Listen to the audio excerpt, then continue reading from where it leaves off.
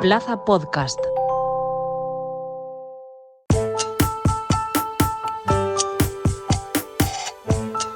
La transformación digital, los entornos globales, el auge de la inteligencia artificial y la presión por tomar decisiones cada vez más rápidas están redefiniendo lo que significa liderar una empresa en el siglo XXI. En este contexto, ¿cómo se prepara a los nuevos directivos? ¿Qué competencias son verdaderamente claves para destacar y para adaptarse en un mercado tan cambiante? Hoy hablamos sobre el futuro del liderazgo empresarial y el papel que juegan los programas formativos en esa evolución. Nos acompañan dos profesionales con una dilatada experiencia. Javier Muñoz de Prat es doctor en Economía, profesor en la Universidad Europea de Valencia, coordinador del área de emprendimiento y director de los programas MBA. ¿Qué tal? Muy buenas. Hola, me encanta estar con vosotros.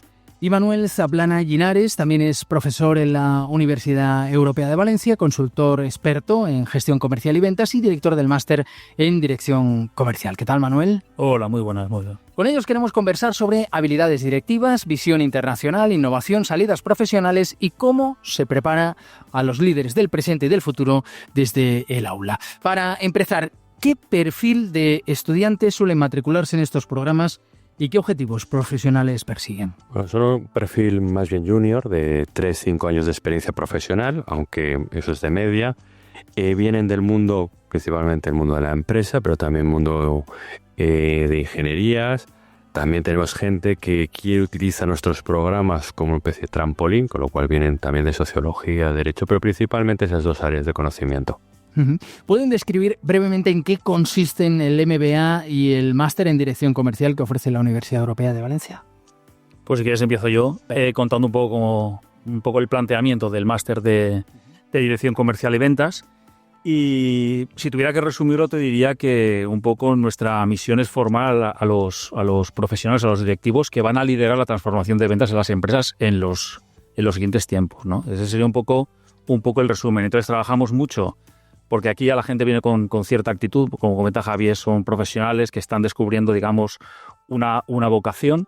Y en el caso de las ventas, date cuenta que normalmente en las empresas ha llegado la gente a ser vendedor por una cuestión casi que accidental, es decir, porque cumplía ciertas habilidades que ahora llamamos habilidades blandas, pues de comunicación y de socializar y tal. Y normalmente nos encontramos con este tipo de perfiles que a la vez pues quieren adquirir una metodología de trabajo que les haga más productivos y sobre todo destacar por encima de otros profesionales que se dedican a lo mismo que ellos. ¿Y el MBA?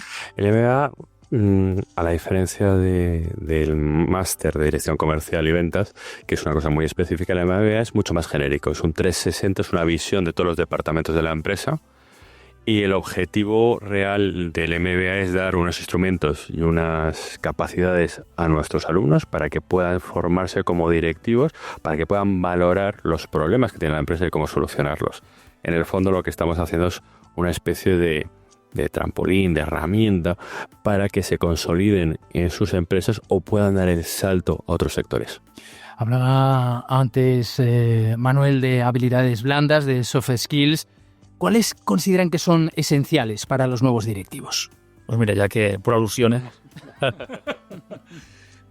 Vamos, en el mundo de las ventas, fundamental, bueno, esta que voy a decir ahora quizás en cualquier aspecto directivo, ¿no? Es la inteligencia, lo que tiene que ver con la inteligencia emocional. Es decir, al final estamos viviendo, o siempre, realmente es algo que siempre se ha vivido, ¿no? El mundo del cambio en las empresas, pero quizá en los últimos tiempos este ciclo de cambio es mucho más cortito. Entonces, lo que es inteligencia emocional, capacidad de adaptación es fundamental.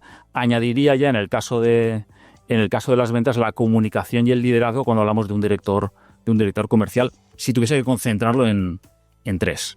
Y yo supongo, siguiendo un poco lo que ha dicho Manolo, esa inteligencia emocional, esa adaptación tal, centrada en gestión de equipos. Es decir, que al final la persona que salga, que va a ser un directivo, va a tener que llevar unos equipos a cabo, que necesita esa capacidad de comunicación verbal y no verbal. O sea, la llegamos hasta el detalle, porque nuestro modelo académico se centra en eso, en que a través de la simulación, a través de las actividades y los talleres puedas generar esas, lo que llaman en inglés soft skills, que le permitan tener una evolución dentro de la empresa. ¿Cómo integran el desarrollo de habilidades como liderazgo, comunicación o resiliencia en el currículo de estos programas? Yo creo que los imbuimos desde el principio. O sea, no tiene que ser una tarea progresiva. Tú no puedes empezar a decirle a una persona, oye, tienes que tener unas habilidades de comunicación.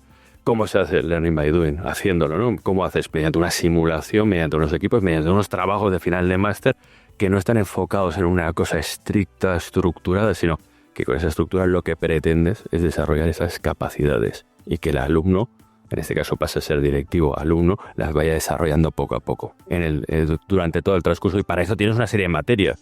Y en cada una de las materias pues tienes presentaciones, comunicaciones y vaya adquiriendo, ¿no? Yo creo que en los dos MBAs... Yo creo que ahí cumplimos un poco todos los programas máster de la europea que van más orientados a empresa. Incorporamos profesorado de profesionales en activo. Entonces ya solamente con verlos actuar, cuando te cuentan casos reales, además recientes en muchos casos de su día a día en las empresas, ya estás percibiendo un poco el planteamiento de esas habilidades en el desarrollo de una profesión, ¿no? Entonces yo para mí creo que eso es parte importante, independientemente de que luego sí que trabajamos la parte a modo coach en los tiempos que nos permiten de forma individual a aquellos alumnos que realmente tienen actitud, porque esto también es importante, que el alumno presente una actitud y unas ganas de mejora y presente unas ideas de decir, oye, bueno, yo tengo ciertas habilidades que quiero desarrollar o en mi trabajo del día a día o a lo que yo aspiro voy a requerir, entonces ese apoyo sí que lo va a recibir y como decía Javier, durante todo, es algo transversal a todo el programa. Es que aunque son alumnos juniors, de 3-5 años, ya tienen una idea de cómo es el mundo real, de cómo se han ido adaptando. Entonces ya sí que todos tienen esa visión de qué es lo que quiero hacer, cómo lo quiero hacer, ¿no? Entonces a partir de ahí nosotros trabajamos de forma individual, como ha dicho Manolo, con cada uno de ellos, enfocándonos en lo que necesitan más o reforzando aquellas cosas que no tienen tan bien. Nos movemos en un mundo en el que las decisiones estratégicas se tienen que tomar en tiempo real y tienen un impacto global. ¿Cómo ayuda el programa a desarrollar una visión internacional en los futuros líderes comerciales y directivos? Bueno, vamos a ver.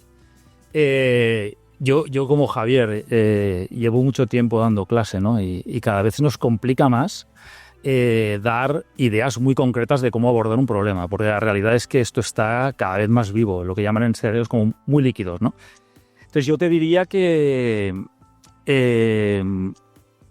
damos método, es decir, aprende a investigar un poco tu entorno y a partir de aquí sí que hay una serie de directrices a la hora de tomar decisiones que debes de aplicar y por supuesto analiza y toma nota de lo que va sucediendo. Yo recomiendo mucho lo que es la vista atrás, ¿no? Es decir, ahora mismo estamos con la incorporación de la IA, digamos, como gran disrupción, ¿no? Y quizá cuando tiras la vista atrás y ves en tu historia que hemos tenido una revolución industrial donde las profesiones han sufrido un poco un impacto muy similar, evidentemente hay que echar la vista adelante y ver un poco cómo vamos a proceder, pero se aprende mucho de lo que ha sucedido atrás y de los errores y aciertos que se han cometido en otras etapas de la vida profesional y creo que son perfectamente aplicables a lo que nos viene.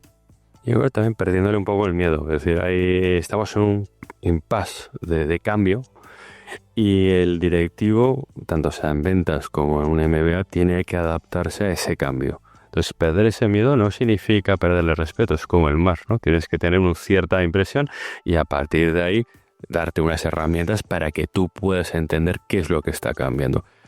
Y en el caso de la IA, pues involucrarnos dentro de la IA, es decir, darle las herramientas que es, oye, saber hacer un prompt, saber analizar y darle contenido y estructura a lo que la herramienta te ha dado, ¿vale? Como fue el cambio con Google. El cambio con Google fue un cambio radical, que podías buscar de forma inmediata y había una especie de apocalipsis. La IA va a ser un cambio mucho más disruptivo, pero también una herramienta mucho más útil. Entonces, ese cambio, esa adaptación, y luego también, tanto en los dos programas, tenemos una visión de ese profesional en activo que tiene una visión geoeconómica y geopolítica. Es decir, poder entender ese cambio desde una visión mucho más amplia. No quedarte solo en lo que tendríamos nosotros el paradigma del comercial o paradigma de directivo que lleva unas orejeras como un caballo, ¿no? No, tienes que visión amplia. Hablamos de la inteligencia artificial, sin duda es un reto. ¿Cómo se prepara a los futuros directivos para tomar decisiones estratégicas en un entorno dependiente cada vez más de tecnologías como esta, como la inteligencia artificial? Ahí, como dice Javier, es decir, lo primero, perderle el miedo. Lo segundo, entender que es una ayuda y no una competencia, y más en nuestro caso, hablo de ventas, pero creo que también se traslada a cualquier directivo, cuando te demuestra que realmente la diferenciación de un directivo va a estar, y volvemos a las habilidades blandas. Es decir, creo que la IA viene a ayudarte en todo lo que es la parte más técnica. Evidentemente hay que saber desarrollar un prompt y hablar con la IA para que te dé unos resultados cada vez mejores, pero luego hay una parte aplicativa a nivel, digamos, terrenal y práctico, donde la persona tiene mucho que hacer y que decir todavía, ¿no? Y es donde realmente van a marcar las diferencias de los futuros directivos. A la IA hay que perderle el miedo, hay que usarla como un plus de tu profesionalidad, y para eso hay que aprender a trabajar con ella, pero en ningún caso competir. Y luego analizar también el dato. O sea, la IA te va a dar un montón de datos, pero hay que saber estructurarlos, cocinarlos, entenderlos, y sobre todo un directivo, igual tú tienes un técnico que está mucho más centrado, especializado en ese concepto de amplio que es Big Data, pero el directivo tiene que interpretar el dato. Y eso es lo que yo creo que aportamos como universidad, explicar al alumno y enseñar al alumno que tú tienes herramientas como ser la gestión de datos, en análisis de datos, en la investigación de mercado, pero el valor tuyo está en la persona, y la persona que es el que te va a analizar te va a decir la tendencia va por ahí y estos datos me dicen que son lo que son. Yo creo que, y también es una idea general en nuestro modelo académico, la capacidad de tener dato y con ese dato tomar decisiones. En el escenario actual, con una economía que está marcada por la globalización y por las políticas arancelarias, ¿cuánto estamos hablando de aranceles últimamente? ¿Cuáles diría que son los principales desafíos que enfrentan los profesionales del área comercial y de ventas? Vamos a ver. Lo primero, muchas estrategias de empresa, quizá la mayoría, lo que pasa es que siempre hay que dejar un poco un margen, ¿no?, para aquella minoría que a lo mejor no lo ha hecho, pero la mayor parte de estrategias están basadas en una tendencia a la globalización de los mercados, ¿no? Yo creo que esta práctica arancelaria lo que hace es una desglobalización, es decir, te obliga a redefinir tus estrategias, y esto nos lleva a los grandes básicos, ¿no?, de inteligencia de negocio, inteligencia de mercado, que son los grandes olvidados una vez has planteado una estrategia. De hecho, yo siempre he dicho, yo he nacido en el mundo del marketing, y siempre he dicho que el marketing consiste en estar constantemente investigando el mercado y proponiendo nuevas soluciones, ¿no? Pues quizá esto toma mayor relevancia ahora, aquellas a lo mejor empresas que estaban más acomodadas en haber desarrollado un modelo que estaba funcionando, y estaban quizá ahora mismo explorando otras cuestiones que no eran el de un replanteamiento estratégico, que creo no se lo esperaba nadie. En cualquier caso, espero que sea una cuestión también temporal, ¿no? Pero bueno, hay que estar ahí. Hay una frase de Churchill que dice que la realidad no te estropee una buena estrategia. Entonces yo creo que va en la línea de Manolo, decir, oiga, usted analice la realidad, investigue el mercado, que es verdad que va a haber cambios. Los americanos empezaron, el efecto americano, que empezó a hablar de VUCA, ¿no?, de volatilidad, incertidumbre, complejidad. Luego se pasó una vuelta de tuerca en el mundo académico, en el mundo empresarial, de la gran empresa, la multinacional, hablando de BANI, que era hasta la fragilidad. Es decir, mira el escenario geopolítico que tenemos, no solo son los aranceles, sino Rusia, el rol de China, la guerra comercial, y Europa en el medio sin saber un poco qué hacer, ¿no? Entonces todo eso lo transmitimos al alumno para que sea capaz de, en base otra vez a esos datos, ese análisis de mercado, sea capaz de adaptarse al cambio. Y esa adaptación al cambio no significa una adaptación por sí, sino es ver con la inteligencia de mercado, ver hacia dónde tienes que ir, y sobre todo yo creo que es poner el foco y simplificar. Vemos mucha complejidad en los mercados, pero si eres capaz de tener unas herramientas fuertes de investigación de mercado, es simplificar e intentar llegar a que es para todos, ya sea un MBA, ya sea un máster de ventas, vender, desarrollar empresa, desarrollar estrategia. Hablemos del enfoque práctico de estos programas. ¿Cómo contribuyen a preparar a los estudiantes para el mundo laboral? Yo, lo mismo, si tuviera que, porque aquí es muy amplio el tema, ¿no? Pero yo creo que el resumen es, al final, cuando entras en el mundo laboral y si quieres crecer, todo se basa en tomar decisiones. Estas decisiones generan unas consecuencias, y las consecuencias hay que gestionarlas, ¿no? Y yo creo que los planteamientos muchas veces desde programas como cualquier programa que sea máster dirigido a empresa, hay mucho de cómo gestionar consecuencias de tus decisiones. Y al final lo que planteamos, y con lo que dice Javier, con toda la parte de investigación del dato y la información, lo que haces es construir escenarios y en base a esto simular esas decisiones que pueden ir sucediéndose a lo largo del tiempo hasta lograr un objetivo. Bueno, yo creo que la universidad lo que está planteando es eso, ¿no? Esa metodología de análisis, esa metodología de toma de decisiones y luego esas habilidades de gestión de esas consecuencias de las decisiones.